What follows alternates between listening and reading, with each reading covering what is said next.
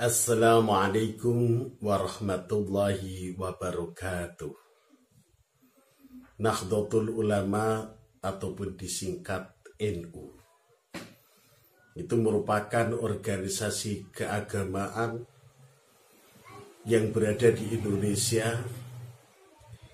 Organisasi tersebut dinamakan Nahdlatul Ulama itu bukan tanpa alasan.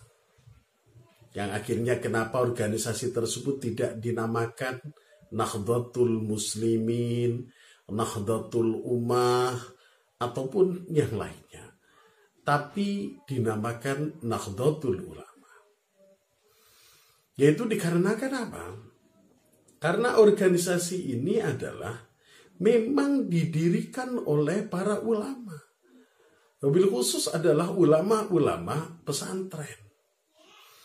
Yaitu didirikan oleh Kiai Haji Wahab Hasbullah dan di backup atau didukung oleh Kiai Haji Bisri Samsuri dan kemudian direstui oleh Hadratus Syekh Hashim Asy'ari. Yang akhirnya menjadi ketua pertama atau Rois Am dan dijuluki menjadi Rois Akbar. Yang pertama adalah Hadratus Syekh Hashim Asy'ari. Yang kedua kemudian, kenapa Nahdlatul Ulama ataupun NU dinamakan Nahdlatul Ulama, kebangkitan para ulama? Dikarenakan dalam organisasi ini ulama itu memiliki prioritas yang utama. Ulama itu memiliki kedudukan yang istimewa. Jadi ulama dalam NU itu sebagai tokoh sentral, sebagai soko guru, sebagai pionirnya organisasi, dan juga ulama itu menjadi role model ataupun menjadi panutan dalam organisasi NU. Maka dari itu, Nahdlatul Ulama itu sangat-sangat selektif sekali ketika mengatakan siapa itu ulama. Menurut Nahdlatul Ulama, orang yang pantas menjadi ulama yang pertama adalah A'udzubillahi minasyaitonirrajim. Innama yakhsyallaha min ibadihil ulama. Jadi orang yang pantas menjadi ulama adalah orang yang paling takut terhadap Allah Subhanahu wa taala. Orang yang paling takwa terhadap Allah Subhanahu wa taala itu adalah ulama. Dan yang kedua adalah al-ulama warasatul anbiya, sebagaimana hadisnya Nabi Muhammad SAW. Ulama itu adalah pewarisnya Nabi. Nabi tidak mewarisi harta. Nabi tidak mewarisi barang. Tapi Nabi itu mewarisi ilmu.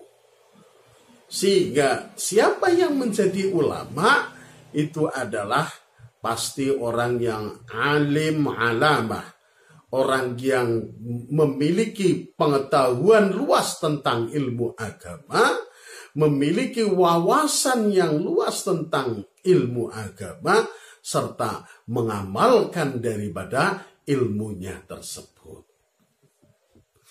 Maka dari itu, apakah kita yang bukan ulama itu pantas masuk dalam organisasi NU? Kita bukan ulama, ya. Tapi kita kadang mengaku, kamu apa? NU, saya NU, saya NU. Ya. Jadi kembali seperti tadi, siapapun bisa masuk ke NU, meskipun bukan ulama, tetapi di NU memang soko gurunya ataupun tokoh utamanya, tokoh sentralnya itu adalah ulama. Ataupun biasa kita kenal dengan sebutan kiai. Yang penting kita sebagai warga NU, ya, mengaku sebagai orang NU, maka kita berkewajiban satu, mengawal ulama, mengawal kiai. Tapi dalam permasalahan mengawal, itu bukan mengawal secara fisik. Kemana-mana kita kawal. Itu bukan. Yang utama dalam mengawal ulama kita adalah mengawal ketika misalkan ulama kita memiliki majelis. Ulama kita memiliki majelis ilmu, memiliki majelis dzikir. Kita sebagai warga NU, maka kita harus sering-sering menghadiri majelis ilmunya ulama kita. Menghadiri majelis ilmunya kiai kita, menghadiri majelis dzikirnya ulama kita, menghadiri majelis dzikirnya kiai kita. Kita itu berarti sudah mengawal ulama dengan menghadiri majelis-majelisnya beliau. Katanya mengawal, tapi tidak pernah hadir dalam majelisnya, yaitu berarti bukan mengawal. Kemudian selanjutnya, kita yang bukan ulama, kita hendaknya juga mengawal dawuhnya ulama.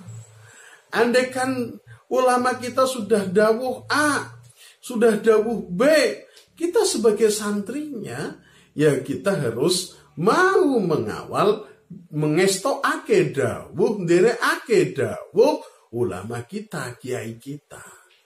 Sebagaimana yang sering kita dengar adalah dawuhnya Hadratus Syekh Hasyim Asy'ari. Beliau pernah dawuh bahwasanya barang siapa ngopeni NU tak akui sebagai santriku, sopo-sopo sing dadi santriku tak dongakno matine husnul khotimah sa anak turune. Jadi dalam dunia santri, dalam dunia pesantren, pengakuan seorang guru terhadap murid itu adalah harga yang sangat mahal. Ya, itu yang harus dimiliki oleh seorang santri. Nah maka dari itu kita ada jalan untuk kita diakui sebagai santrinya seorang ulama besar berjuluk Hadratus Syekh, karena beliau juga di samping hafal Quran juga hafal Kutubus Sittah. Maka dari itu ayolah kita bersama-sama, semoga kita diakui sebagai santrinya beliau dengan kita aktif di Nahdlatul Ulama, mengawal NU agar NU tetap lestari dengan kita mengawal tradisi-tradisi NU, kita mengawal amaliyah-amaliyah Ahlus Sunnah wal Jamaah An-Nakhdiyah. Ya, itu seperti itu. Kita kawal anak turun kita agar tetap menjadi NU. Ojo mung wong tuane tok sing NU, tapi anak turune ternyata tidak kenal NU. Itulah Nahdlatul Ulama ataupun disingkat NU, karena di situ ulama menjadi prioritas utama. Assalamualaikum warahmatullahi wabarakatuh.